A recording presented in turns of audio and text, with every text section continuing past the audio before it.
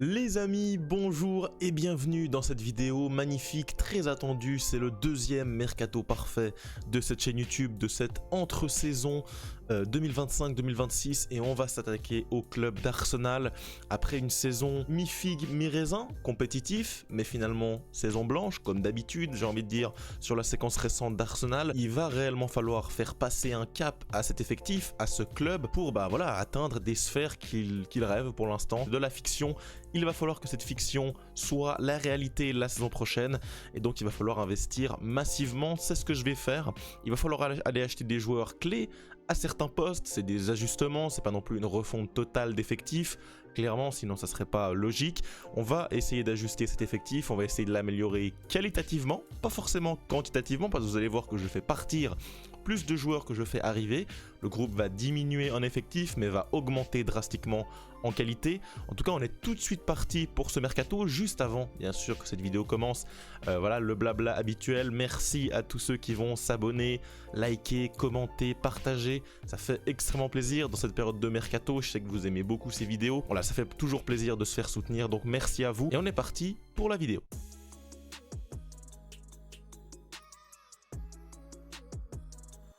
On est parti donc pour le poste de gardien de but. J'ai pas noté franchement de modifications à faire à ce poste là. Tu peux partir pour moi avec Raya et Neto en doublure. Raya qui pose satisfaction clairement. Alors il n'y a pas non plus de parade sensationnelle, même si j'ai souvenir d'une double parade face à l'Atalanta en Ligue des Champions. À part ça, c'est un gardien très propre balle au pied, très propre également dans les arrêts réflexes. Petit bémol sur les pénaltys où souvent il part plus tôt, même s'il a arrêté celui de Vitinha en LDC. C'est comme un petit point faible pour lui. Malgré tout, sa grande qualité au pied en fait un atout très très fort à la relance pour Mikel Arteta.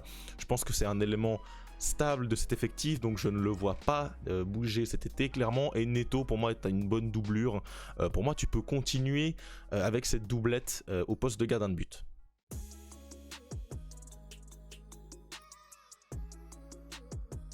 Pour les défenseurs centraux, on va déjà avoir de nombreux changements. Si on part à gauche, en tant que titulaire, je mets bien évidemment Calafiori. Il est arrivé il n'y a pas très longtemps, il y a une saison maintenant après son très bel Euro. Il a alterné blessure et manque de continuité. Je vais donc essayer de le préparer au maximum lors de la pré-saison pour avoir une saison de bonne qualité de sa part. Je pense que c'est un très très bon élément. Il y a eu également l'émergence de Miles Lewis Kelly, donc dans un poste de doublure. Il peut avoir une certaine concurrence. Clairement, je n'écarte rien entre ces deux joueurs à gauche. Maintenant, je fais partir, vous l'avez bien compris, Tierney pour environ 10 millions, également Zinchenko pour une vingtaine de millions d'euros et Tomiyasu pour 10 millions. Il y a beaucoup de matière à gauche, beaucoup trop de matière en tant que latéraux, parce que à droite, on peut le faire directement. Timber, est là, et on a même également un Ben White sur le banc.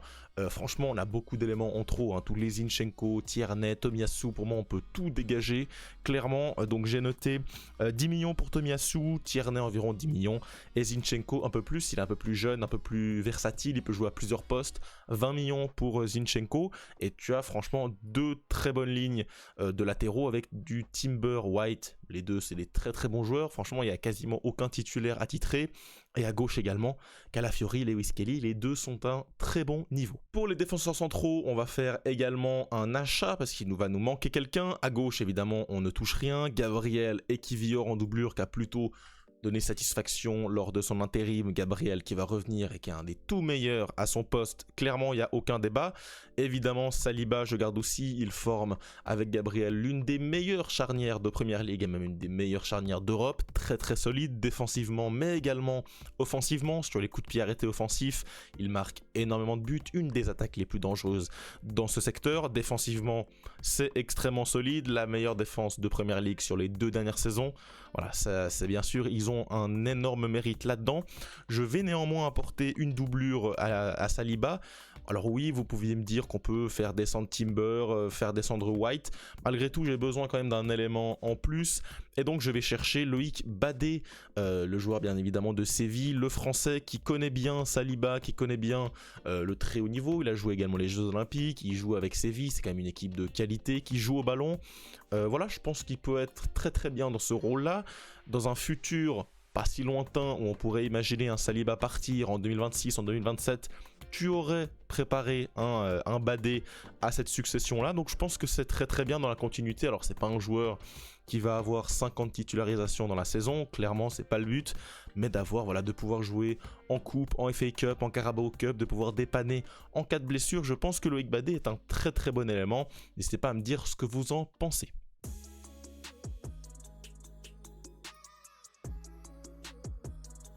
Pour les milieux de terrain, maintenant, je vais d'abord prolonger notre ami Thomas Partey. Il arrive en fin de contrat cette saison. Je pense qu'on peut s'appuyer sur sa bonne saison pour le prolonger. Alors, je ne sais pas si on va le prolonger longue durée ou non. Mais voilà, je le garde. Néanmoins, je ne le mets pas titulaire. Pourquoi? Parce qu'on a déjà la première rumeur et la première déjà confirmation. C'est Martin Zubimendi qui va arriver de la Real Sociedad. C'est quasiment fait. Il y a le Eruigo de Fabrizio Romano pour 60 millions d'euros. C'est cher, mais c'est une belle acquisition pour moi au poste de milieu défensif. C'est un joueur référencé, on en entend souvent parler. En plus, il va rejoindre son compatriote et son compère de toujours avec Mikel Merino qui sera toujours là au poste de milieu de terrain. Zubimendi, un très très bel achat, je ne vous le présente plus. À la relance, champion d'Europe avec l'Espagne, voilà un milieu référencé de Liga. Et on attendait clairement de sa part qu'il passe ce step, et ben on va voir s'il en est capable. En tout cas, je pense qu'il l'a dans la raquette. Zubimendi à côté de Declan Rice, ça semble être le double pivot qui va se profiler. De nouveau, on a des joueurs qui sont extrêmement homogènes dans le niveau. Un Thomas Partey peut clairement être titulaire, un Mikel Merino peut également être titulaire. C'est ça la force de cet effectif, avec des niveaux très homogènes. Tu vas pouvoir réellement compter sur énormément de joueurs. Tu vas pouvoir pallier aux différentes blessures, être compétitif sur tous les tableaux. C'est ce que je recherche avec Arsenal. Devant, bien évidemment, je ne bouge pas Martin Ødegaard. Clairement, lui, alors oui, il sort d'une saison un petit peu compliquée. J'aurais presque aimé lui apporter un petit peu de concurrence. Maintenant, vous allez voir par rapport aux éléments offensifs que je vais amener, il y a des joueurs qui pourront, pourquoi pas, descendre si besoin au poste de numéro 10.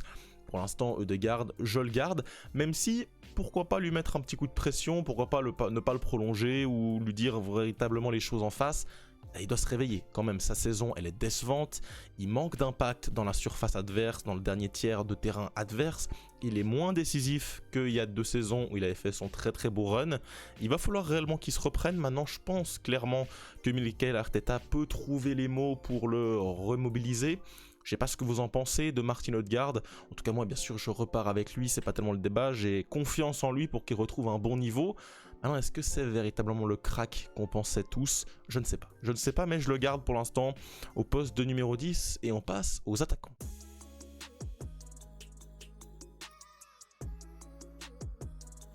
Les attaquants, et oui, va y avoir du job pour les attaquants, c'est l'élément, le facteur, l'endroit où il y a le plus de travail à Arsenal, beaucoup de manque à ce poste. Beaucoup de manque de finition, de dureté, des blessures. C'est vraiment un secteur qui a été ravagé par les blessures. Havertz, Jesus, Martinelli, Saka ont été blessés durant la saison passée. Heureusement, on peut compter sur un Bukayo Saka qui sera présent la saison prochaine avec un petit Nwaneri juste derrière. Les deux ont plutôt donné satisfaction, même beaucoup. Nwaneri a prouvé qu'il pouvait être une solution crédible en tant que doublure, mais également en tant que remplacement. Voilà, si jamais il y a une petite blessure de Saka, on sait qu'il a tendance à se blesser lors d'une saison. Nwaneri a montré, que ce soit en Ligue des Champions, en Première Ligue ou en Coupe, qu'il a la possibilité de remplir ce rôle-là à un très jeune âge. Il n'a que 17 ans. Il peut également, voilà, dépanner au poste de numéro 10 si jamais. C'est là que je vous disais qu'on a beaucoup de joueurs qui peuvent jouer à plusieurs postes offensivement. On a également toujours le bon vieux Trossard, que je garde. Clairement, il peut dépanner en 9, en 10, à gauche. Alors évidemment, j'ai pas envie de me retrouver avec un Trossard titulaire en Ligue des Champions, en demi-finale. Ça c'est sûr. Maintenant, pour l'avoir en Première Ligue, dans l'effectif, je pense que c'est plutôt un bon joueur à posséder. Le joueur qui par contre va descendre en grade et qui va passer pour moi sur le banc, c'est Martinelli. Martinelli, on le sait tous, c'est un bon joueur, un beau joueur, mais c'est quand même assez léger pour ce niveau-là, assez léger pour jouer les phases avancées de Ligue des Champions, assez léger pour aller chercher un titre de championnat d'Angleterre. Clairement, c'est trop léger. À gauche, je fais également partir Sterling, que je libère. Je sais pas comment ça se passe avec son option d'achat, oui ou non avec Chelsea. En tout cas, dans tous les cas, je m'en débarrasse. Si elle est obligatoire, je le revends. Si elle n'est pas obligatoire, bah, je le libère. Donc Sterling, loin du club. Jorginho également, au milieu de terrain, j'en ai pas parlé. Logiquement, il va partir au Brésil apparemment, donc je le laisse partir clairement. Jorginho, il a fait son temps du côté d'Arsenal.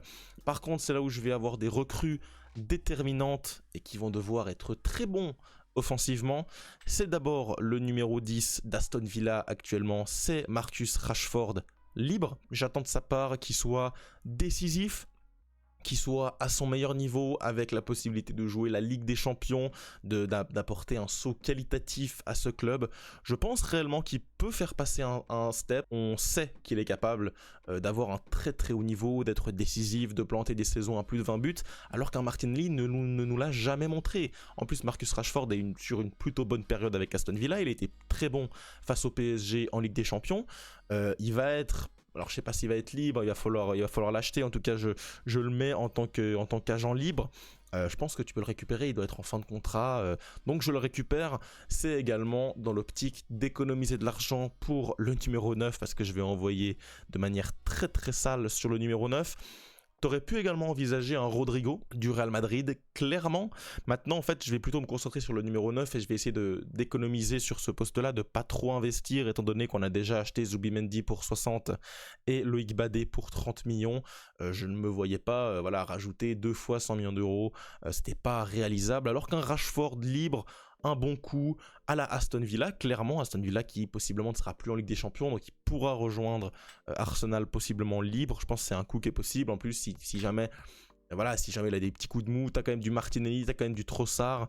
Par contre, le gros coup de ce mercato, le coup qui pour moi va changer le visage d'Arsenal et va clairement qui va clairement faire monter le club en cote pour la Première Ligue, pour la Ligue des Champions, c'est bien sûr Alexander Isak. Je vais le claquer. Voilà. On entend beaucoup parler de lui au Paris Saint-Germain, au Barça, au Real Madrid, à City, à Liverpool.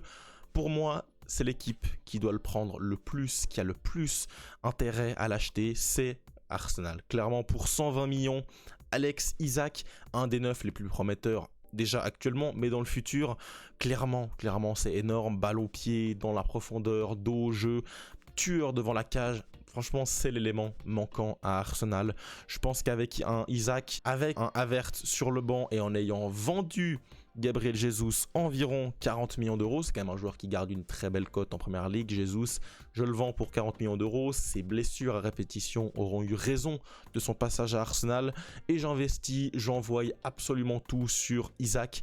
Il faut passer un palier, il faut aller chercher des titres majeurs, il faut aller chercher des titres tout court. Ça passe par un grand numéro 9, il y a eu trop de manques ces dernières saisons, que ce soit Jesus qui a eu des manquements, forcément il a été absent.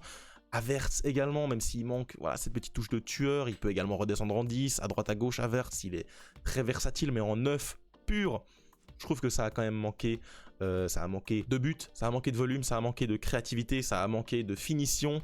Avec un Alexander Isak au top de sa forme, pour moi cette équipe devient quasiment favorite à la LDC en te renforçant de telle manière avec un Isak, Rashford, un Zubimendi, un Loïc Badé dans la rotation. Tu fais également partir des éléments morts comme un Zinchenko, Tierney, Tomiyasu, etc., Sterling qui est catastrophique. Pour moi, tu peux réellement retrouver une équipe. Waouh, tu te dis, cette équipe elle est dangereuse des deux côtés du terrain. Tu as une défense qui va garder sa structure, qui va garder ses éléments majeurs, et tu as une attaque qui va s'améliorer. Voilà, donc c'était une équipe qui était très forte en attaque, mid offensivement, et là ça va être très fort et très fort.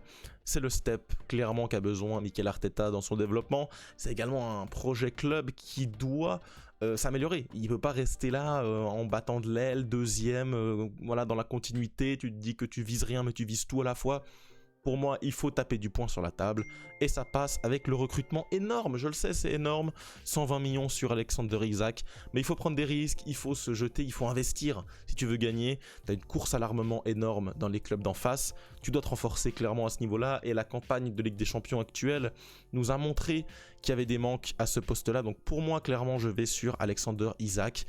Et franchement, j'aurais extrêmement hâte de voir cette équipe sur le terrain. Les amis, c'est tout pour cette vidéo. J'espère qu'elle vous aura plu. J'espère que ce mercato vous plaît. J'espère qu'il est réaliste. Je pense qu'il est plutôt réaliste. Franchement, il n'y a qu'un seul énorme achat, c'est Isaac. Il y a Zubimendi qui coûte cher, Rashford libre et Badé pour 30 millions. Mais il y a également beaucoup de départs. Jesus, Jorginho, Zinchenko, c'est des joueurs qui ont des gros salaires, des joueurs qui vont également se développer, prendre en expérience, prendre en niveau, j'espère, avec Ødegaard, Rice qui va encore progresser, un élément comme Calafiori qui peut revenir, Saka qui peut encore plus être décisif. Je pense que cette équipe aura réellement ses chances en Première Ligue et en Ligue des Champions. Et c'est ce qu'il faut, c'est le mercato parfait d'Arsenal pour moi. S'ils arrivent avec ce roster en 2025-2026, ils auront réellement progresser. En tout cas, donnez-moi vos avis dans les commentaires, je les attends avec énormément d'impatience. Donnez-moi également vos alternatives. Si voilà, vous voyez des autres recrues potentielles, si vous voyez des gens à faire partir ou des joueurs que vous ne voulez pas que je fasse partir, voilà, manifestez-vous en commentaire, c'est fait pour ça. En tout cas, on se retrouve très vite et très bonne fin de journée à vous. Ciao et Visca Barça.